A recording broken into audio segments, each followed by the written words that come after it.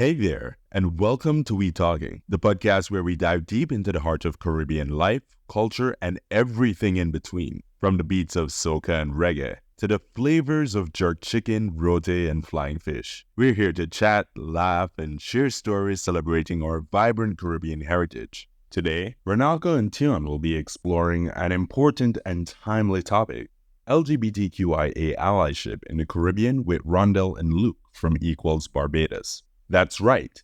Today, WeTalking will be having an open and honest conversation about how we can support our LGBTQIA friends, family, and community members, fostering acceptance and love in our beautiful islands. We'll be sharing stories, insights, and practical tips on how to be a better ally, and highlighting the incredible work being done by activists and organizations across the region.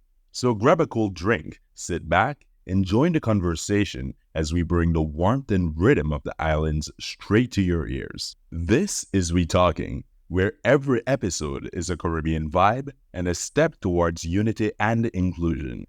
Let's get talking, boys. So welcome back to WeTalking, the WeTalking Boys podcast, focused on men and masculinities across the Caribbean. And today we're going to be focusing on allyship. Today we are joined by none other than Mr. Rondell Trim and Luke from Equals Barbados, which is the LGBTQ plus organization in Barbados. We're going to be discussing allyship. We think in allyship is a key important part. Rondell serves as the executive director of Equals, and Luke in his capacity as chair. That's correct, right? That's correct. And today in studio we have some of our friends joining us to watch into the studio, Amanda and Miriam from the High Commission of Canada, who has been a very proud friend of this episode and a very proud friend of the Talking Boys. So without further ado, welcome Luke, welcome Rondell, and special welcome to our newest team member, Teion. I think we get the questions kind of rolling, and I think what would be your definition, proposing to Luke and Rondell? What would be your definition of what allyship is? I guess I could begin. First thing first, I feel like by prefacing by saying allyship is complex. It could show itself in many forms. I think when persons think of allies, all they think of are, I guess, persons like being on marches with us. But persons often show that they are allies in different capacities. Being an ally is not easy. Sometimes it may be as difficult as being in the community, because sometimes you face the same level of stigma and discrimination from being an ally as being in the community itself. So for me, being an ally is just helping in creating safe spaces for your comrades or your peers, or just, I guess, distancing yourselves from negative spaces entirely. So that's it in a nutshell, I guess. But what about like the Caribbean context? Like, as a Caribbean man, like, how would I define or see allyship?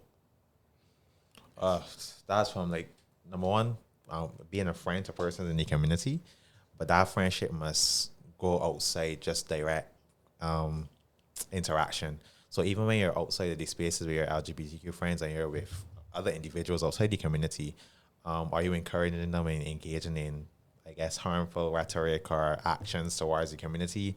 Are you engaging in self-education in regards to understanding the community so that you could be a better friend or be a better ally? Are you educating your friends as well? Sometimes we understand that in certain spaces, if you outwardly show your allyship, you could open yourself to harm. So are you just taking yourself away from spaces that are negative in regards to the LGBTQ community? So if you're around a group of individuals that are saying harmful things or engaging in discrimination or using slurs, etc., are you laughing with them? Are you staying in the same room? Or are you just distancing yourselves and realizing that this is not a space for you, or it's not behavior that you find acceptable? So in the Caribbean, that's kind of still saturated with homophobia, transphobia, and all types of phobias. Like, what are you doing to combat it? Are you being complicit, or are you educating persons, or just keeping away from those spaces entirely? And before I kind of go to Luke, I think one thing we need to establish to our audience, and I'll let you guys can choose how you want to explain this, but we're gonna you're using terms like community. We're obviously referring to the LGBTQ plus community. You know, what is the definition when we talk about community? What community are we talking about? What does LGBTQ plus, LGBTQIA plus, and I know there are others, but for today's episode, we'll just stick to LGBTQ plus. But what are these abbreviations? LGBTQ plus stands for lesbian, gay, bisexual, trans, and queer. And people have started using the Q and the plus as a catch-all term for anybody who isn't caught under the LGB and T. Queer will expand across all the different, QIA and all the other additional letters that will come on. But so as to not create any more confusion, again, people use queer as a catch-all term for all the members of the community, and that's how the LGBTQ plus people are referred to as a community, as a grouping of people that share similar interests in terms of their marginalization. So it's not limited just to sexuality. There are marginalized people who quite often exist on the fringes of society and are often face types of discrimination, much like Rondell would have mentioned, homophobia, transphobia, and other various types of queerphobia, depending on how people identify. This is with regards to their gender or how they identify with regards to their sexuality. Yeah, I think that at this point in time, persons kind of use the LGBTQ plus slogan, or when we add additional letters onto it as a type of like gotcha moment. Like, oh, they're so confused. They keep adding letters left, right, and center. But the reality is that the letters just to make persons in the community understand that they are seen. So when you're talking to a specific demographic of individuals, so if we're dealing specifically with asexual persons or allies or pansexuals or demisexuals, that's when we would add in or place emphasis on a specific letter. The fact of the matter is that it's just usually because persons who are like gay, transgender, or lesbian are usually the bigger demographics. That's the ones that are usually highlighted. But sexuality and gender is a spectrum. The letters are comprehensive because the community is diverse, and that's what it is. But queer is overarching. But at any point in time, we could decide that we want to place emphasis or we want to place focus on a different aspect of the community, and then we would use a specific letter to emphasize that that's the community that we're, the part of the community that we're placing focus on, and that's it. It's not complex. Simple education, a simple Google search, a Bing search. It's just to illustrate like how easy it is to get some sort of understanding of how something is. Like, if you don't understand it, just go on Google, go on the search engine, and it'll tell you exactly what you need to know. Persons often rely on confirmation bias or persons around them to explain something, and that person might not have the knowledge themselves. In our age of technology, it's so easy for us to just say, let me type something in AI or type something on Google, and it will tell you everything that you need to know. So it's not complex. The acronym is not complex either.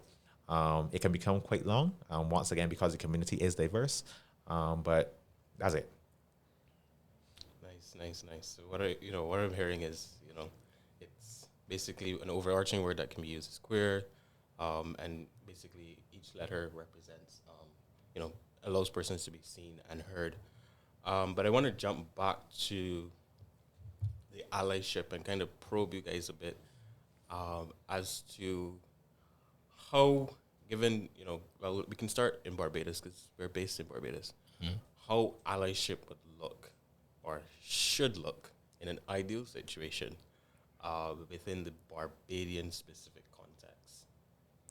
I mean, that could be tricky because, much like Rhonda would have mentioned before, we lived in a conservative, Christian-minded society that places a lot of restrictions on men and masculinity, and then these restrictions become even tighter when you start to include members of the LGBTQ plus community. And then with regards to allyship, then the restrictions become tighter because it's seen as though allying with LGBTQ plus individuals will start to indicate, or hanging out with them would indicate that you have a dispensation towards them, a predisposition that you could possibly slide and fall into the community too as well. So many men, in an attempt to shore up their masculinity, try to distance themselves as much as possible from the community. So it is tricky within a Barbadian context, but being an ally requires having a broad back. Like, you need to be able to attack the legs. Like, much like Rondell would have mentioned, again, you with your friends, you hanging out, whether it's on the block, you in the barbershop, whatever. People are bringing up stuff. People are saying stuff about LGBTQ plus individuals. It's up to you to either not engage with it, show your, I won't say your discomfort, just say, you know what, I am about this kind of talk. I don't have this kind of talk around me. Like, it doesn't need to necessarily be a big blow argument. It could really just be you flooding the room with negative energy. I don't want to hear that. I think I made everybody uncomfortable, so the conversation changed. So it's just about showing up. Like, yeah, I have queer friends. I hang out with them. I'm not going to be in a space where y'all bashing queer people and turn around, left the shop, and then they be hanging out with my queer friends. And, you know, that's not what true allyship is. True allyship means being an ally in front of the people's face and behind the back. Like, making people understand, like, hey, this kind of conversation is not cool. Let's be able to move past this type of talk. Let's be able to have conversations that elevate us and not necessarily coming to basically pick at what would be seen as the lowest common denominator within society to hit at these people who are already marginalized or hurt. And it just isn't, it's just hypocritical to just sit down in a space like that and think that that's cool to have that conversation, or just keep quiet and be cool with that, and then you up in the people's face smiling up. So yeah, that would really what an ally would be. And this is within social spaces. This is within work settings. This is within any type of space that you are in family spaces in a Barbadian setting. So, and you kind of alluded to this earlier, but I want to explicit, specific. Does being an ally make makes a straight person a part of the community? No. No. It depends on the definition of community. Yeah. Because the community doesn't only have to include persons that are that sexuality differs from heterosexuality, or their gender differs from being cisgender. So an ally could be a part of the community in that the community is comprised of persons who support the person within, like, the acronym. So your community, for example, at home is not only you, is your neighbors, it could be the church, it could be the school, etc. Just like how the LGBT community, well, and this may be something personal for me, could include my friends as well, who may be allies or who may support me, but they themselves could be heterosexual. There's a cisgender as well. So I guess it depends on the definition that you are using. Okay. Because originally the question was more so focused on not necessarily that broader definition of community as you were alluding to, but more specifically in terms of LGBTQ plus persons. Because I do think that there have been instances where in the acronym allies have been a part of it. I think there's an allyship flag. I've heard this line of thought, and in as much as I would have said in the interview with like GIS, in as much as we are homosexuals, we're not homogenous. Our thought is not homogenous. There is diversity within the thought, within the community. And I don't agree with that. that's just my preamble for that. I don't agree with that. I think the ally refers specifically to A in the LGBTQIA refers specifically to asexual, not to ally. But I have heard it referred to ally, and that is again, it's a differing train of thought. I think Rondell is doing his big yes. I can see it. The search that I just did said that allies are a vital part of the community. so I guess it varies from it could be a personal interpretation. It's a personal interpretation. Like, I would not attempt to say that my view is the correct one and that is what Rondell must subscribe to. He has his own viewpoint, and that's fine. They have a linear definition of what community is, and then it could be expanded. Right. Yeah. Before well, go ahead. I'm gonna probe Luke. I don't know. He did this, and I'm gonna probe that. Why when we were talking earlier, you give the as me with say the long shoots, the flat shoots. why the shoots? When he said that when he described allies as being a part of the community. Ultimately, allies are there to support. Allies are there to uplift the community. And allies should not be taking up space for the community. Allies serve to provide a platform for community members that they would not otherwise have. Like, let's say you're in the workplace, you know there's a queer member of the community who doesn't want to speak up because they may fear victimization, they may fear alienation. What ally is supposed to do in a context like that is be able to speak up for them, be able to advocate for them. Not, and also the key part, just as Rondell would have mentioned earlier, allyship is complex. So it's not that you speaking up for them in an attempt to speak over them, but you create the platform that they can feel empowered to speak for themselves, to be able to advocate for themselves, to be able to say, yes, I will want this. You say, well, you know, I spoke to you don't even need to say I spoke to them. I think that we should be, let's say, more inclusive in our language. We should be more inclusive in spaces.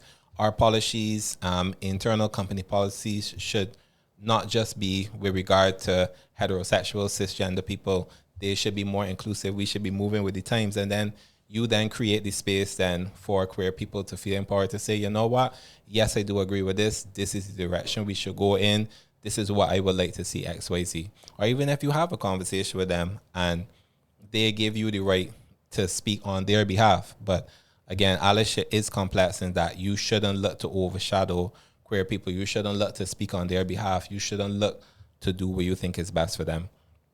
But yeah, allyship can be complex, but ultimately, in a key Barbadian framing, allies really should be seen and not heard. I find too often allies tend to take up a lot of space and take up space that takes away from queer people. Allies make themselves the center of the show. They give themselves a gold star to say, I'm so good. I'm an ally, you know. Look at me. I need a pat on the back. I've done so much for you all, you know. Y'all are marginalized people and I treat you like a human, you know. You should be grateful. Like, this is so good. I think key allyship is not about centering yourself. The key allyship is making sure that queer people are seen, queer people are heard, they feel elevated, they feel comfortable to speak, whether this is in private with you or whether this is within a public space, and creating a space for them that they feel seen and they feel heard and they don't feel marginalized. So would you? Hold on. that looks something I say is often like a personal definition, because like when I look at like my space around me and the support systems that I have around me is often comprised of allies. So for example, my mother will be an ally for me, or my friends will be allies as well, and they comprise my community, right? And that's why I say it could be linear or it could be extended. So if you're looking at it from a direct point of view, the LGBT community is persons that differ away from the normal idealisms of gender and sexuality. But when you look at it at a wider point of view, allies are integral in regards to advocacy, activism, support, whether that be technical or financial, etc. And oftentimes, like, although Luke may say this, you know, sometimes allies may take up the forefront to advocacy or activism for to get a pat on the back. Sometimes it's necessary. Sometimes they open doors or spaces for us to come through because persons just don't want to listen to persons in the community. So persons don't want to listen to a gay man speak or a transgender person speak. But as soon as an ally come and say, you know, well, let's hear them out, that's when they're like at least willing to give us a chance to voice our opinions or our perspectives. So this all comes back to once again to saying that like allyship is very complex. An ally could do a tremendous amount of good for the community, but they could also do a tremendous amount of harm. And even within my experience as a LGBTQ individual, a gay man in society, sometimes allies are more of an ally to the community than persons that are actually within the community. So a gay man himself could be less of an ally to the community than someone who isn't gay or who isn't transgender, because they could be suffering with so much internalized homophobia that they could be more detrimental to the space than any ally could be. Like, I've met gay persons that would tell you that I'm gay, but I'm not like them, or transgender persons don't deserve rights, and like a lot of things that are found based upon the fact that persons within the community are also affected mentally by discrimination and stigma, etc. And they could internalize that and then begin to use that as a talking point to become less oppressed or to dance for the homophobic individuals so that they aren't bullied or they aren't at the brunt of the chastisement that we often face. And sometimes there's allies that sometimes have to up us and so like this ain't the same. It's like, why are you talking like this and you're a part of the community? So I somewhat disagree with what Luke is saying. But I also understand like what he's saying. Like sometimes persons have been sometimes so harmed by persons outside of the direct community that it's hard to look at them and say, you know, well, you're a part of us because you don't suffer the same thing that we suffer. So yeah. So I think it does circle back to the question: does being an ally make a straight man gay? Do y'all think it's like a societal problem where, you know, because where you would think that you're standing up for someone, or you're respecting someone's space or their rights? Do you think it's a case where that's because someone sees that you're associating with other persons that they're going to think, oh, okay, so he's with them, he's speaking up for them, maybe he's one of them, maybe he's a part of that community. What do y'all think about that? And do y'all think, as not only us in Barbados, but as a Caribbean society, how far do y'all think we have come in being able to stand up for these rights when it comes to the LGBTQ community? I thought that we had come pretty far, especially in regards to like this generation. But with the instance that happened on Twitter this weekend, I was like, exactly. That's right. Like, did I miss something on Twitter? Because you did. You did. You did. I don't know what I missed. You did. You missed a lot. It seems as though we are a mere reflection of our the generations that have come before us. The amount of times that this weekend I've seen slurs from persons that I thought were allies or slurs from persons that I thought were absolutely cool with the community just because one specific member of the community would have done a transgression to someone else was kind of alarming. And then when I circle back to your question in regards to like, especially in regards to being a man and standing up for the community, because I feel like right now it's kind of okay for a woman to come and say, you know, I stand with the community, because when persons look at masculinity as a system, masculinity is often seen as like a superiority type of system in Barbados, and I think across the globe as well. So like being a man, or masculine energies or masculine traits are superior to feminine traits. And for you as a man to stand up for a gay person who society often views as having forsaken their dominant role in society is a major transgression. Like you have done the worst wrong that you could possibly do. And for you to stand up for that, and to stand up for something that's often seen as a crime, it often seen as though you're aligning with it or you're a part of it as well. Because when you look at different crimes, like I guess like murder, like, you know exactly like say like set the murderer free unless you're cool with it. So they kind of parallel like homosexuality or being a part of the LGBTQ community with a crime. So it's difficult to remove the exact type of like stereotypes or the negative connotations from one crime to something else that you think is a crime as well.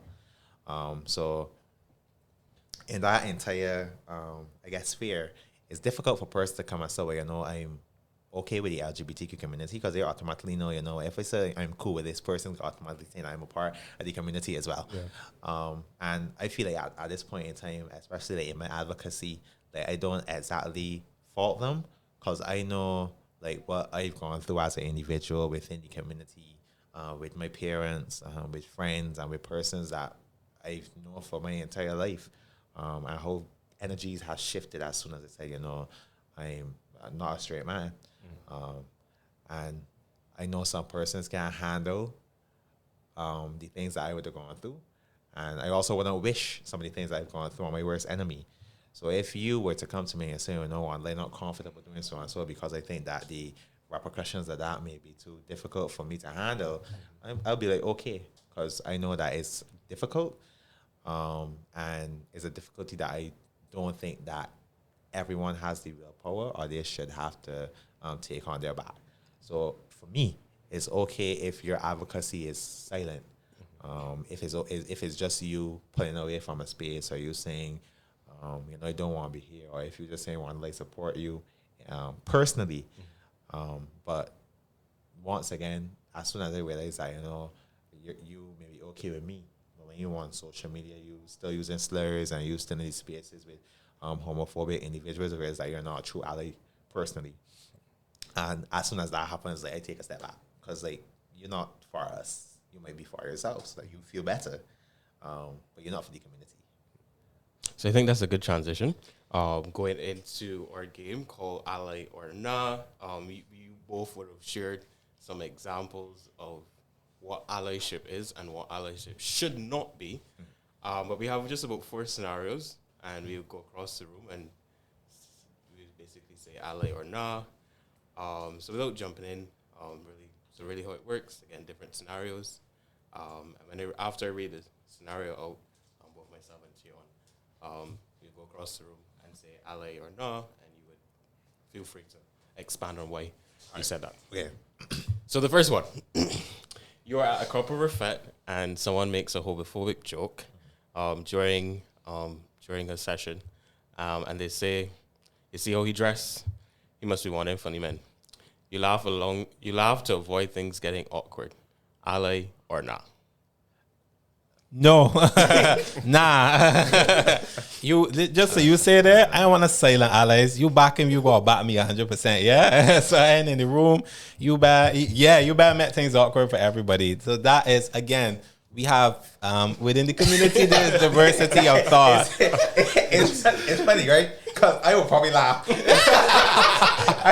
I will probably, I get it. Some homophobic jokes are funny. Like I see the jokes this weekend, I was like, oh. I will probably laugh to avoid the getting awkward. No, I will make it awkward. But I get some people do not want to get in those situations. They don't want to make a situation. You having a good time with something. It depends on the space. It depends on the space. Yeah. Because I understand that things will get very violent. Yeah. Right? So Depend on who group you with. If I deem that is not the safest thing, I would laugh and just go someplace else. That's absolutely fine with me. That's absolutely fine with me. I feel at some point you gotta pick your battles. And it's important for persons within the community and outside the community to know what battles you have to face. So you can't confront everything. And there's a difference between an awkward chuckle and a cackle. So if I see that you find it funny, then that's something different. If you get an awkward chuckle and you just move away, to me that don't affect your allyship. I think that well, I agree with you. I think that I agree that you must be able to choose your battles, but I think you should be able to set your tone with your friends. Like, listen, I don't find this funny, But you need to. Friend. He said like somebody on the side you wrote. It was a friend. No, it was just somebody friendly, right? Okay, yeah. But it's like that. As you say, you could get an awkward chuckle, you get a little revoke from your nose, but like ultimately, you people, whoever you hang out with, should know, like, beyond a certain point, I don't want to hear none of this. Like, this ain't funny to me. I don't find any mirth in this, that type of thing. Like, because I will got gay friends, I would want that y'all would be like, that could be one of my gay friends walking by, y'all making sport. The same way that I will provide the backative for you, I gotta provide the backative for them. So even if it is that you gotta say, man, I don't want to make the joke because he gonna make it into a noise that can become a scene. It's like, yeah, that's right. Find something else to talk about. That type of thing. So I guess it could be, I could give a conditional maybe, but otherwise I say no. All right, I think we could go into scenario 2. Yeah. All right, so you see a friend posting supportive messages for the LGBTQIA rights on social media during Pride Month. You like and share the post to show your support. Ally or nah? Well, ally or nah, or ally and a question mark, no. I would say ally. Yeah. That's not complicated. It's ally. That's not the phone one. No, ally. It's ally without the question mark. Yeah. Your cousin comes up to you while you're chilling at the beach and asks for your support. You listen, you offer your support, and ask how you can help. Ally or nah, or ally question mark. Ally. I love it. Right? We're able to get these ones right. All right, let's see about the last one. I need some great ones. Okay, so you hear a rumor about one of your boys' sexual orientation while at a Caribbean carnival on Caribbean X and start spreading it because you think it's juicy gossip. Ally or nah a question mark. No. No. Nah. You want to expand? You want to expand on that? It's it's pretty self-explanatory. Number one, spreading rumors are all It's bad. But in the Caribbean, you understand the ramifications of spreading certain rumors like that, and you understand the harm that it could cause to persons. If I guess the wrong persons catch breeze that someone is supposedly a part of the community. So as a friend, if it's that important to you to find out, I would guess that you would go to the person directly and ask a question. And you wouldn't share information like that because you would be concerned about the safety of your friend. Because particularly, I think in Barbados, like when you ask a lot of persons about the community, they would come and they would say, Barbados safe. Nobody experiences discrimination in Barbados. But a lot of times, like in our positions at Equals, like we hear stuff. So something may be a hate crime, but it would never come out as a hate crime because obviously if someone says, I was attacked for being gay or I was sexually harassed, so on and so on. So obviously persons obviously know that, you're associated with the community. So things are kept pretty down low. So things would happen and persons would never know that it's because you're associated with the community, they would just think it's a random incident. So persons are very oblivious to things that are going on, but we also know that it's not exactly safe or persons aren't comfortable with community members.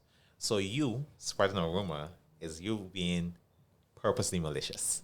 And you can't be ally if you're being purposely malicious. There's no way. Yeah, you spreading a rumor because just as you say, you putting somebody out to possibly be harmed. You spreading a rumor, it gets somewhere, whether it's their home environment, whether it's their social group, even just on the street. I hear that you was one of them, and you just got somebody butt them in the gap at night. They're going too much drinks, so like get a coffee, like that type of thing. And if it's not physical violence, it could be victimization in terms of the workplace or out in public because I hear something about you. I don't want to serve you. You going down here polyclinic, or even though they're not supposed to do that, I'd be like, wait, is that you down here for that type of stuff? Or I don't want to be able to treat you in any type of not necessarily a polyclinic, but in a health setting because you might be one of them, you might have a disease, that type of thing. So yeah, that can be allyship if you put in somebody who's supposed to be your friend, which is a whole other conversation at the possibility of harm.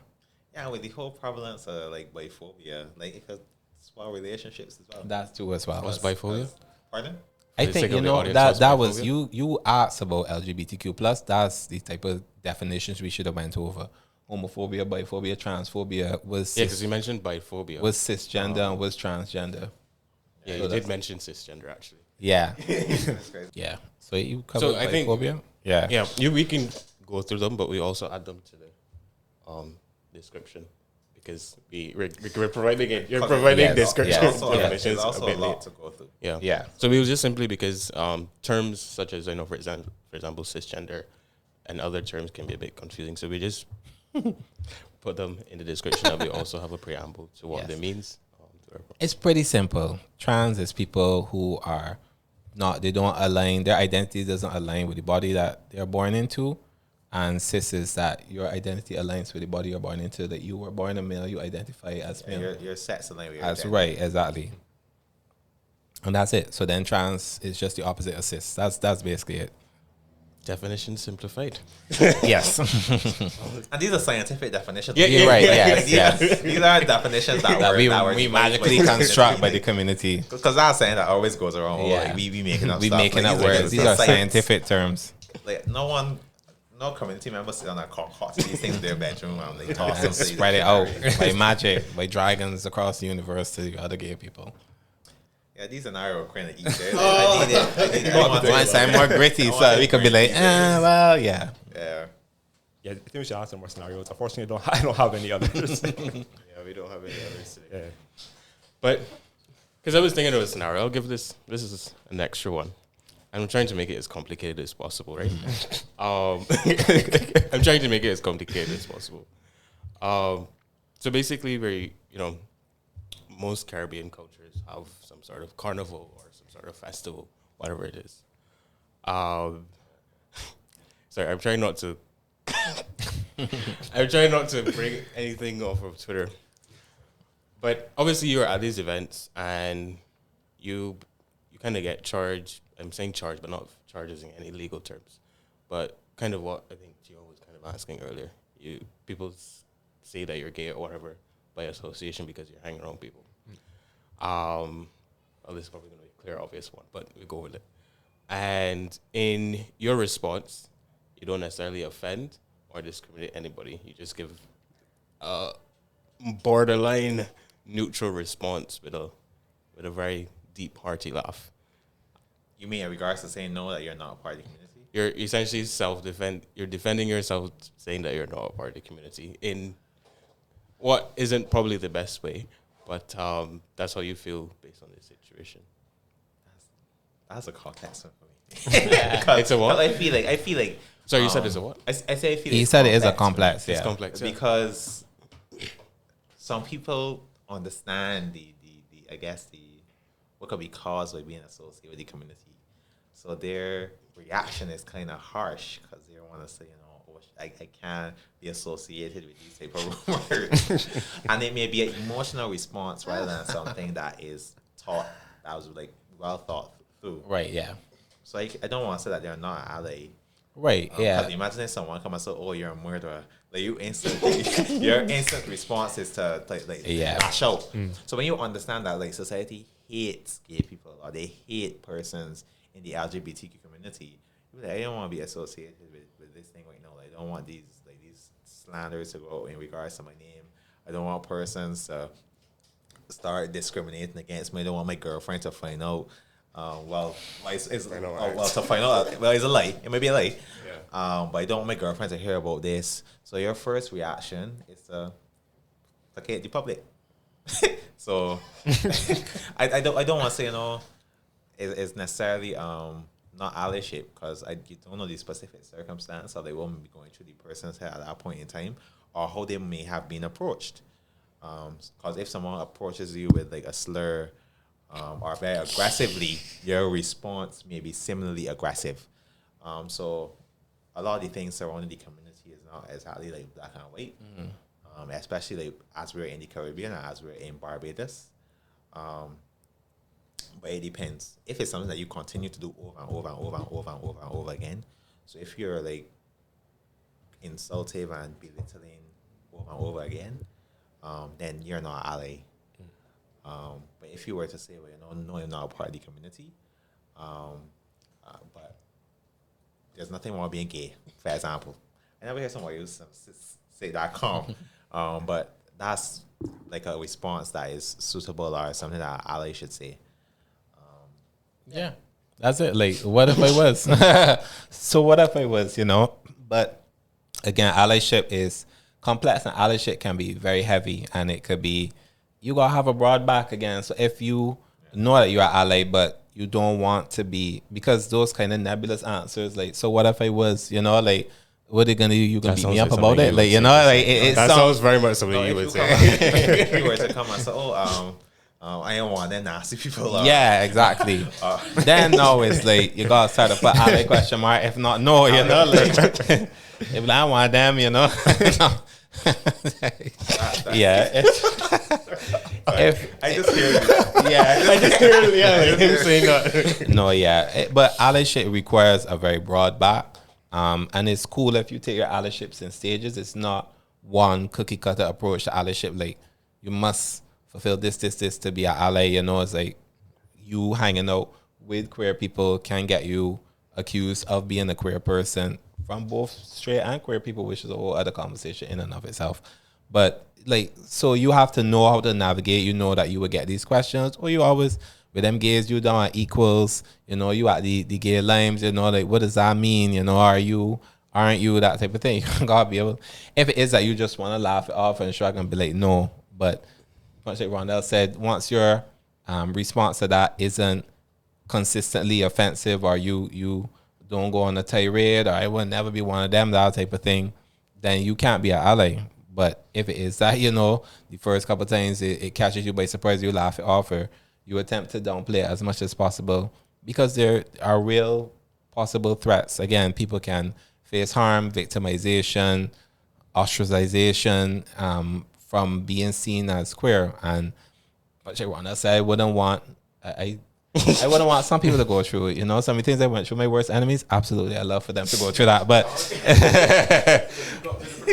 yeah, definitely. Like what I went through, yeah, you definitely need to go through that. Yeah, you definitely. But you know, just some things that if you're not queer, you're a straight person, and you want to avoid these traps of harm that queer people face, I don't think you should necessarily have to burn yourself on a pyre to prove your allyship. You know, again, but allyship is complex. I would love them to burn themselves on a pyre for the allyship, but if you don't have to, you don't need to. But because being queer is very hard, but there are equal challenges with being allies too as well. Yep. So just kind of moving away from this game that we would have had, kind of just going more so in terms of the role of allies. How can allies create a more inclusive environment, for example, within, and this is where we're getting to the broader definition of what communities are, within their communities, workplaces, or social gatherings? Well, I'm looking at you, but let's say within the community, let's take, for example, the gay cousin, you know, let's say you have a family gathering, you would, if you've provided support for them at the beach in private, in a public setting, you should be similarly able to provide that same support. Like you other cousins, your aunt, uncle, grandmother, should they have something disparaging to say, you should be able to bow down and say, no, I don't agree. No, I don't want to. You should be willing and able to make the necessary comments and to make a situation awkward if need be, to be like, well, yeah, that's my blood, you know, I back in them. Like that's just what it is. And some people have challenges with toxic home environments, challenging with toxic familiar environments. But if they do have that ally, that kind of rock that they can have to support them, it makes those areas a lot easier to be able to deal with. Similarly, within, let's say, in the social settings, I remember there was a lady, she had, in response to, she was being basically harassed for being popular. And one of her responses to the guy who was harassing her was to call him a slur. It was a bunch of homophobic slurs against him. So I was like, woo, what this person had previously been seen as an ally. And I called her out about it. And I was like, yeah, I understand that you're upset. And I understand that what you're going through is not right. And I have defended you about this. But this is not okay as well. Like two wrongs don't make a right. And it's not to say that this invalidates your allyship. But it's just like allyship, much like school, it requires relearning and updating yourself on the facts of the community and making sure that you're in alignment with the community, and then that you don't do things even in anger that accidentally harms the community. And then finally, within the workplace, then again, like I would have mentioned, allyship means being able to support queer people in your organization, be able to support queer people in the workplace who may not have otherwise felt empowered to speak out, to be able to, even if you are speaking on their behalf or recommending policies or recommending situations that would be good for them, that you create the space then that they too can speak as well. Or should you be empowered by them to speak on their behalf because they're not ready, you should be able to do that. But again, making sure that you just aren't speaking over them for what you think is best for them without ever speaking to them. Like, yeah, that's just fundamentally it. For me, I think it does invalidate your allyship. Because for me, it shows how you feel about, you may be a friend for the individual, but you don't necessarily care about the community and all. So as soon as you get angry, the first thing that you're reaching for is a slur, or you're trying to expose the secret that you know is most detrimental to the individual. So you know that being a part of the LGBTQ community is maybe a soft spot, or may invoke some sort of harm to the person. And you are quick to use it in a derogatory way. Yeah, in a derogatory way when you're no longer agreeing.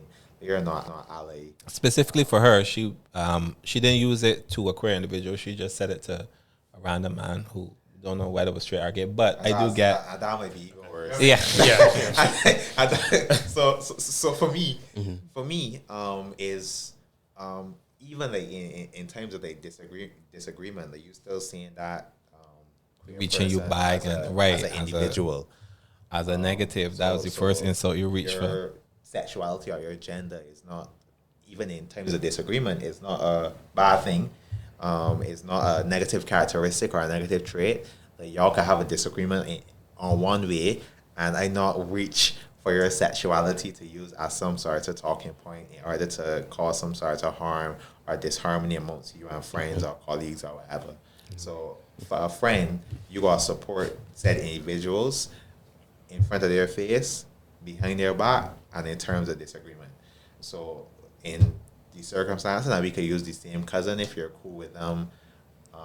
If they come, if they come you're up to cool with you. them in private and you say okay, support you, and in public you say okay, support you, and behind their back you still support them.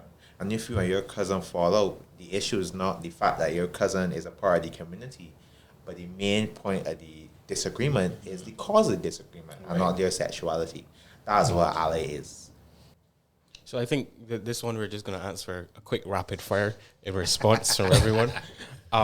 You mentioned various things just now, and would you say that there's a rope for empathy in promoting, when we speak about allyship, but more specifically promoting love, peace, and understanding, and cultivating that spirit of allyship?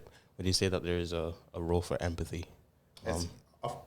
Yes or no? You started, Rondell. Sorry. ready. Of course, empathy is one of the most important characteristics that you can have. So y'all have mentioned some stuff like persons using slurs just in the moment and whatnot. So my question would then be like, how can allies recognize and address hate speech in their daily interactions, both whether it be online and offline? In a summarized way. I mean, on both online and offline, you just got set the bar for your people. Like you just gotta say, I don't want to hear none of this. Like it just simply as that, and it doesn't need to be a long, complicated answer. It's like, guys, I don't think this type of speech is cool. I don't want to hear this kind of talk no more. You know, even if it is like I would have mentioned before, it's just, oh, you know, I can't make that joke. You get on bad. You just leave it as at the bar. You just set the bar for your people and then leave it there. Yeah, just all you gotta say is that it's not cool. In regards to that, is not that difficult. If person understand that you don't accept certain things, like they don't say it around you. So I would have friends that would go to like my other friends and tell them a joke, but they wouldn't come to me and tell me it. They know that I don't accept it, or I don't find it cool, I don't find it funny. So you gotta be able to frame yourself as someone that don't tolerate speech like that. And I think as we begin that end card, final question, how can allies recognize and address hate speech, as we were talking about, and there are various forms of what we would describe as a new term? I don't think there's a term, but as non-allyship behavior. Within, for example, daily interactions, social media. We know social media is very big across the region, and also not necessarily social interactions and social media, but when you are in those intimate offline sessions, outside of social interactions, how can allies recognize and address hate speech in a way that doesn't put them in any harm, I should add, because that's one thing that we have to be mindful of. It's challenging. Yeah, there can be a challenge. It starts with education, though. Once people become educated, because I realize that a lot of people online I don't think you can say the word on here. Like the B word. Education. Right. They really lack education. That B word, a lot of people don't see that as a slur. So it's like education, helping them understand, like, Never mind. I'll answer offline. yeah. you have that. Yes. When you see that word is a slur, it's like, but this is a slur, you know, and that there's the beginning cognizance that you compare the B word to the F word. Like when you join the two, it's like, oh wait, you know, I really shouldn't be saying this, you know, like this is deeply offensive type of term. Like, this shouldn't just be in casual language. And then again, with the more educations you go on, you learn. I didn't say you have to learn all the LGBTQIA, like all stretching down. I know there was a video about it. You don't have to learn all that, but it's like you just have to be educated about it and know like this type of language is not permissible. I would not want somebody saying this about my cousin, my sister, my brother, my aunt, anything like that. So why should it be okay to be able to say this type of thing in the same way that the R word was stamped out, the same way the F word was stamped out? Then that, you know, that you come to, it's just a social change amongst you and your peers that this is not the language that I want to use anymore. Find sign else to refer to it. That's really just it. What I find is useful is when you sit down with a person and you ask them to explain like how they feel about the community, and you go deeper in it. One game that I used to, that my debating society instructor used to play with me is why, right? And you would say something and he would ask why, and you would just keep going and going and going. And then oftentimes when you get to like the crux of the matter, they don't know what they're talking about. Like there's no sort of backing or foundation in regards to like their vitriol or their hate towards the community. Oftentimes it often comes down to religion. But then after knowing the person or seeing the person interact with other persons for so long, you realize, well, religion was never one of your high priorities, or you haven't attended church in a few years. So how is never warm a pew in years? So. How is this the crux of your argument? And I think it often like allows people to think somewhat. About like how they view the community, and to engage in some sort of like self-education. Truthfully as well, I often think that for persons find like doing research kind of boring. So for some of my friends, like although they may support certain parts of the community, they don't understand things like transgender individuals. And it may be important for you to have like links and videos that are educational, but are also engrossing that persons could watch and they could be engaged in and they could get knowledge from. So it's sometimes important to have those things on hand that you could just share them to say, so, hey, watch this. And for strangers, sometimes it's just important to just like get some sort of space from them, to just lead them to their own devices, because sometimes they only speak to you because it seems as though you're entertaining the conversation. So when you act like if you don't care about the conversation or you move away from the space, sometimes that's enough to shut them up. So there's just avenues to find devices to use in regards to either educate people or to make sure that the space around you is not only safe for yourself, but it's safe for your LGBTQ friends. So again, very good discussion. Unfortunately, we have to wrap up. But you know, as we wrap up this discussion on, you know, various aspects of promoting respect for a fellow man, we really do hope that these insights inspire persons to take action when it comes to allyship. We understand that creating a culture of respect and inclusivity starts with each one of us specifically, whether it be internal reflection, etc. And by embracing these practices and encouraging open dialogue, we can contribute to a supportive and understanding society for everyone. So I really do want to thank Rondell and Luke so much for joining us today. Big up to the team, Gregory as usual, Greg as usual, because I don't think we've ever mentioned whoever called you Gregory on the podcast. Thanks so much, Teion, for joining. And you know, this in closing, we really want to encourage persons that being an ally is an ongoing journey, and that every effort counts, and keep pushing for the change and supporting each other. Thanks for having us. Yeah, thanks for having us. All right.